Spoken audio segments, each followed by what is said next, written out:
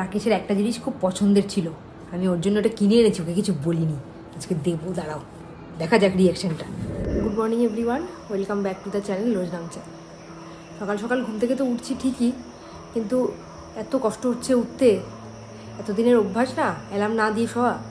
ঝনকের স্কুলটা অনেকদিন আগেই খুলে গেছিলো, কিন্তু ঝনককে রেডি করানোতে রাকেশও আমাকে হেল্প করতো।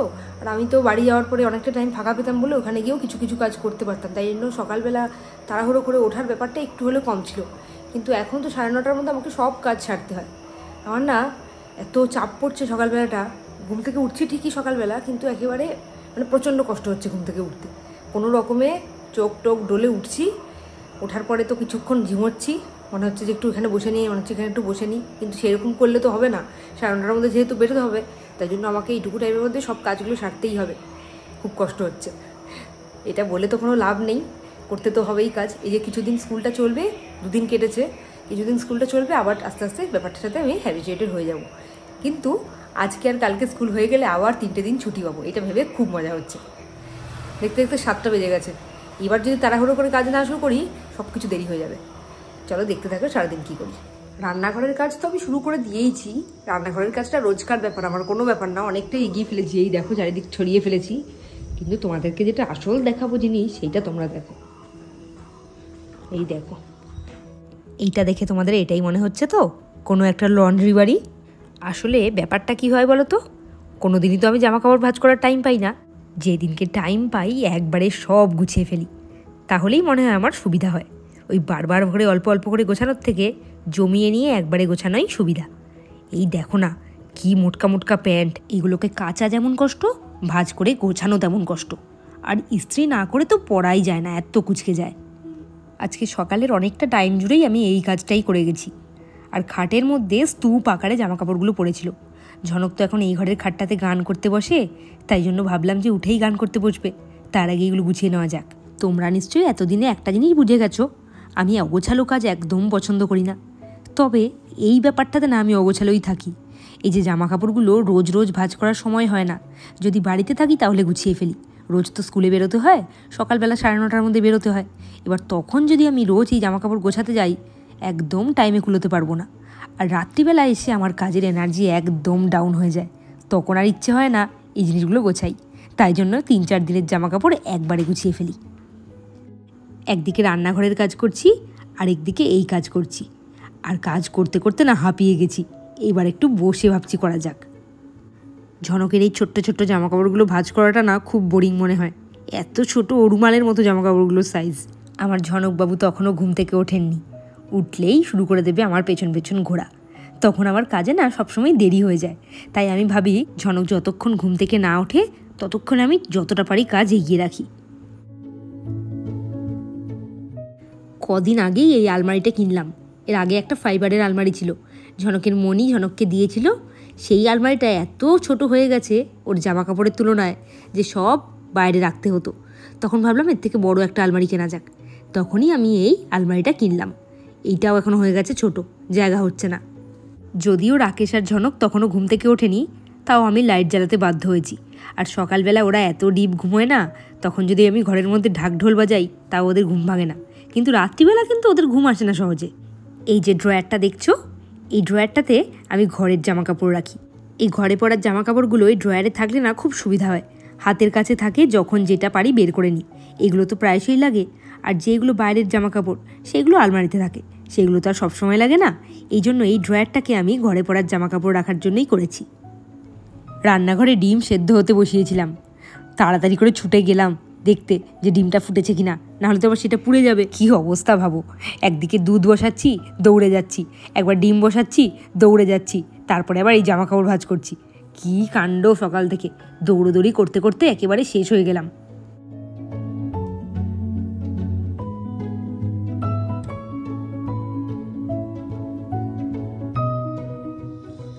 সকালের প্রায় হাফ টাইমই কেটে গেল এই জামা কাপড় গোছাতে গোছাতে। ভাবতে পারছো, আধ ঘন্টা টাইম আমার কেটে গেল সত্যি সত্যি এই জামা কাপড় ভাঁজ করতে করতে। একদিকে রান্নাঘরের কাজ বসিয়ে একদিকে জামা কাপড়গুলো গুছিয়ে ফেললাম।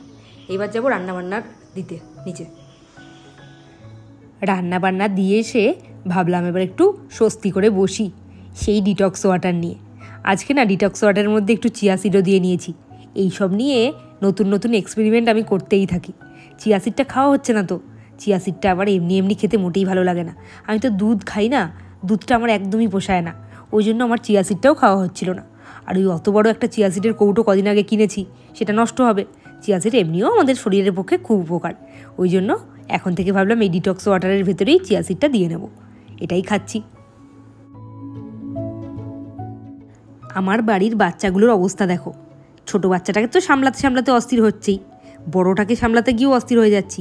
গতকাল অফিস থেকে ফিরে এই যে অফিসের ব্যাগটা টেবিলের উপর রেখেছিল, এইখানেই পড়ে আছে, এমনকি টিফিন বক্সগুলোও ভেতরে পড়ে আছে। এইগুলো যদি আমি বার না করি, বার হবে না। আমার রাগটা কেন হবে না তোমরা বলো? যখন আমার খুব তাড়াহুড়ো থাকে তখন আমার একটা সামান্য কাজকেও বড় বলে মনে হয়। আমি প্রত্যেক দিন সময় করে, গরম পড়েছে বলে ওকে এই যে লেবুর জল করে দিই বোতলে। আজকে টিফিন বক্স বের করতে গিয়ে দেখছি উনি এটা খাননি, ওইভাবে পড়ে আছে, গন্ধ শুকে দেখছি পুরো পচে গেছে। কাণ্ডটা শুধু ভাবো, উঠুক আজকে, দেখো কাণ্ডটা পটি করেছে, তাও তার নিস্তার নেই, সে গান করাচ্ছে ধরে বেঁধে তাকে। বলো এবার আমার সাথে দে সাগা রিমা গাপা। চলো, গলা শোনা যাচ্ছে না কিন্তু। ওর গলা শোনা যাবে কি করে? ও তো খেলছে বেশি, গান করছে কম। কিন্তু ঝনকের স্যার বলেছেন ও গান যদি কম করে, গানটা যদি শোনেও, তাতেও ওর উপকার হবে। এখন তো ছোট, গানটা শুনলেই ও মনে মনে করবে, তাতেই ওর যথেষ্ট। তাই জন্য রাকেশ রোজ বসছে ওকে নিয়ে। অপারেশন করতে হবে তো? হ্যাঁ সেটাই, এই জন্য অপারেশন হবে তোর, জানিস তো? তোমাকে একটা জিনিস বলতে চাইছি, তুমি না আসো এখানে, আসো এখানে, আসো। এটা কি? এটা গুড়ের জল। কালকে খাওনি কেন? দিয়েছিলে কালকে? তোর ব্যাগটা কত বড় যে ব্যাগের মধ্যে খুঁজে পাও না? পচা জলটা তুমি এবার যা পারো করো, আমি আজকে দিতে পারবো না। জল বুঝবে কেন? খেয়ে নিয়ে এখন। এ মা, ও লেবু দেওয়া তো, হ্যাঁ নষ্ট কি করে? আজকে থেকে দেবো না। লেবুটার জন্য পচেছে। গতকালই তোমাদেরকে বললাম রান্নার লোক রাখার অসুবিধাগুলো, আজকে সেম জিনিস হয়েছে। সকাল থেকে উঠে একেবারে বাড়িতে তাণ্ডব চলেছে রান্নার দিদির পেছনে। তারপরে শেষ পর্যন্ত আমি রুটির সাথে কাঁচা কাঁচা তরকারি খেয়ে এসেছি, আর রাকেশ অর্ধেক রান্না নিয়ে অফিস গেছে। তাই একটাই ভালো যে রাকেশ আজ পর্যন্ত ট্রেনটা পেয়েছে। এখানে এসে ঝনককে রেডি করে দিয়েছি, আজকে মা রস করে দিয়েছে, কারণ দিয়ার পাশে শীর্ষে সে রস খাচ্ছে, ফলের রস। এবার এক্ষুনি বেরোবো। ঝনককে অনেকবার বলে পাঠালাম স্কুলে গিয়ে একদম দুষ্টুমি করবে না, কিন্তু তারপরে কি হলো দেখো। আজকে আবার দুষ্টুমি করে এসছে, করে টোটে বমি করেছে, করে কেটসটাকে পুরো ভাসিয়েছে।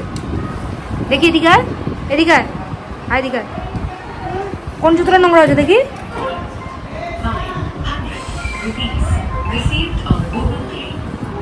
কি দুষ্টুমি করেছো এখানে? আসো আমার কাছে, আসো আমার কাছে, আসো এখানে দাঁড়াও। কি দুষ্টুমি করেছো? দাঁড়াও এখানে। দুষ্টুমিটা কি করেছো? কেমন করেছো? মেরেছো কাউকে? তাহলে কি করেছো? দৌড়দৌড়ি করছিলে? ম্যাডাম বকেছে বলে বমি করেছো কেঁদে? আজকে স্কুলে গিয়ে কেমন টাইপের দুষ্টুমি করেছে জানি না, ম্যাডাম খুব বকেছে তাই জন্য কেঁদেছে, আর কাঁদলেই তো বমি করে দিয়েছে। ঝনক উপরে এসে দেখছে আজকে বাড়িতে এসেছে আমার ছোট পিসি, মানে ওর ছোট পিসি দিদা, আর তার সাথে ঈশা দিদি, সেই ঈশা দিদি যাদের বাড়িতে আমরা একদিন গেছিলাম, লুচি আর মাংস খেলাম কবজি ডুবিয়ে। আর ঝনকের তো বাড়িতে কেউ আসলেই হলো, আনন্দে একেবারে পাগল হয়ে যায় ও। আর এই চেরি সোনাটার ইদানিং একটা গুড হ্যাবিট হয়েছে, এখন কিন্তু ও আমার কোলে খুব আসে, আমাকে দেখে হাসে, আমার কাছে বারবার এসে কোলে উঠতে চায়। আমার এত চটকাতে ইচ্ছে করে ওকে। আজকে চেরি ঝনক দাদার জামা পরেছে, এখন না চেরি বেরি ঝনকের জামাগুলো পরে। সমবয়সী ভাই বোন থাকলে এই হয়, ছেলে মেয়ে তাতে আলাদা কি আছে, ছেলেদের জামা মেয়েরা পরবে, মেয়েদের জামা ছেলেরা পরবে, ছোটোবেলায়তে এইসব হতেই থাকে। সন্ধেবেলা বাবা ফেরার সাথে সাথেই দিয়া বাবাকে নালিশ করে দিয়েছে।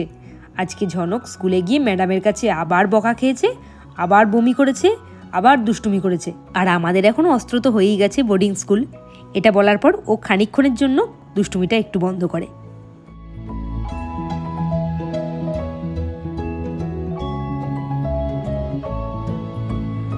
মুড়ি চানাচুর মেখেছি।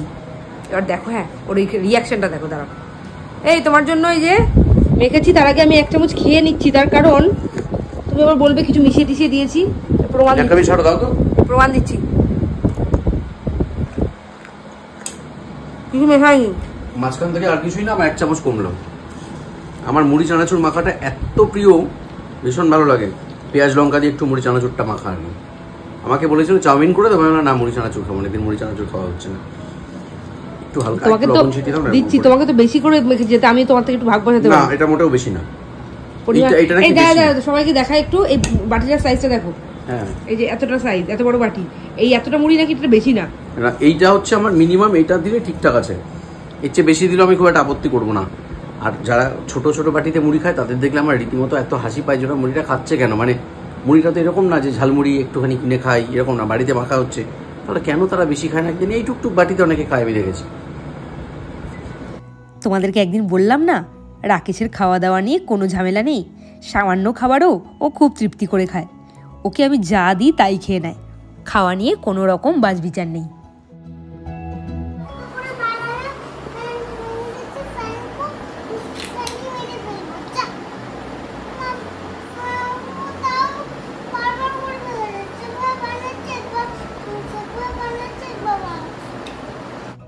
আমি বাইরে কাজ করছিলাম, হঠাৎ শুনছি নিজের মনে মনেই কথা বলছে।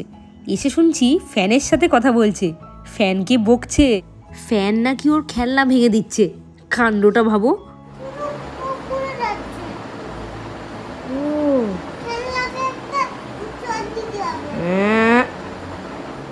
টেনশন কিন্তু আমাদের থেকেই গেল। ওর পটির সাথে কিন্তু আজকে ওইটা বেরোয়নি। আদৌ কি খেয়েছিল নাকি খায়নি, মুখে ঢুকেছিল ফেলে দিয়েছে, এখনো পর্যন্ত সেটা বুঝে উঠতে পারছি না। যদি খেয়ে থাকে তাহলে তো এটা টেনশনের ব্যাপার হয়ে গেল, বেরোনো না। কালকে যদি পটি করে কালকেও দেখা যাক যদি বেরোয়, আর যদি না বেরোয় তাহলে তো টেনশন থেকেই যাবে। আমি এখনো পর্যন্ত এটাই বুঝে উঠতে পারলাম না যে ওটা তো খেয়েছে নাকি ও বানিয়ে বলল। ও খুব একটা বানিয়ে বলে না, যেহেতু তার আগের দিন মা ওই জিনিসটা দেখেছে তাই জন্য মা জানে না, তো বুঝতেই পারতাম না ও কী খেয়েছে না খেয়েছে, বলেছে কিছু বুঝতামই না, হয়তো জানতেই পারতাম না কিছু ওরকম টাইপের জিনিস খেয়েছে। এটা খুব একটা বড়সড় একটা সমস্যার ব্যাপার হয়ে গেল। যদি কিছু জিনিসটা খেয়ে থাকে তাহলে সেটা পটি দিয়ে বেরোনো উচিত ছিল, কিন্তু আজকে বেরোয়নি। রাকেশ তো বললো আমাকে, তাই কালকে যদি পটি করে কালকেও দেখবো একবার, আর যদি না বেরোয় আর কিছুই করার নেই আমাদের। কোথায় যাবো? কোথায় যাবো? ওখানে কি আছে? কি আছে ওখানে? ওরে বাবা, কি সুন্দর গাড়ি বানিয়েছে ধরো। বাহ, এটা কি গাড়ি? উঁচু গাড়ি। আর এটা কি গাড়ির লেজ? বাহ, তাই গাড়িটা চলবে এখন? বাচ্চারা ওদের এই ছোট্ট ছোট্ট খুশিগুলো বড়দের সাথে শেয়ার করে নিতে চায়, আর বাচ্চাদের এই ব্যাপারগুলোকে না বেশি করে প্রায়োরিটি দেওয়া উচিত। কেননা ওরা যে এই ছোট্ট ছোট্ট জিনিসগুলো বানাচ্ছে, এইগুলোই পরবর্তীকালে ওদেরকে বড় কিছু বানানোর ইন্সপিরেশন দেবে।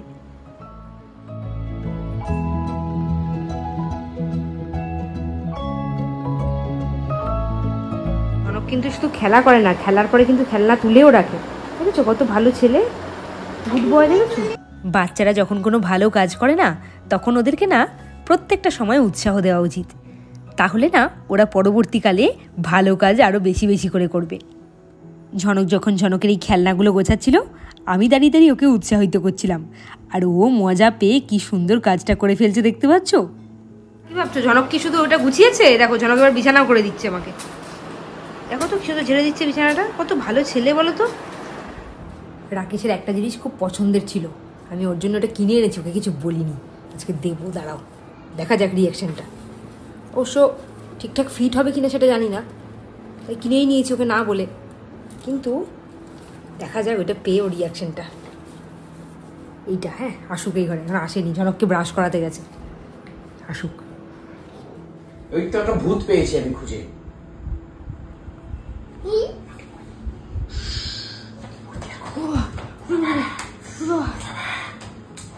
এ নাও, তোমাকে না বাবাকে দিয়েছিলাম। কি দাও তো? কি এটা? ওষুধ। ওষুধ? তাই দেখি তো। বসো বসো বসো, দেখো কি। বাবা, সোনা রূপা প্লা কি ব্যাপারটা কি? এই ঝলক সর। বাহ! এইটা হলো একটা সিলভার থাম্ব রিং।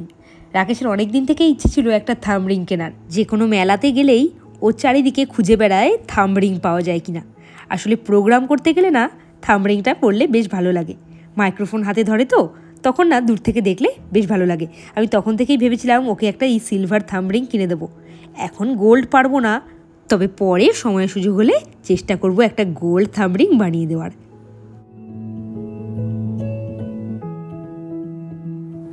তুই কি করেছিস এটা? এ বাবা, দেখো আমাকে জোরদার করে এরকম করে ও আরো ঢুকতে চাইছে এর মধ্যে। আমি বলছি ঢুকতে পারবি না। ইস, আমার গেঞ্জিটা শেষ। আমি মুখ ঘোরাতে যাচ্ছি, এদিক করলে এই পা জিভে লাগবে। তোমরা একটু ঘুরতে দেখো। 12টা বাজতে আর 10-15 মিনিট বাকি, আর এই ছেলেটার কাণ্ডকীর্তি শেষ হচ্ছে না। বেরো বেরো বেরো বেরো বেরো, চলো বেরিয়ে যাও। যেদিনকে রাকেশ বাড়িতে থাকে সেদিনকে এদের রাত্রিবেলা এই চলতে থাকে, সারা রাত ধরে এই চলবে যতক্ষণ না ঘুম পাবে। জনক গুড নাইট বলে দাও দেখি।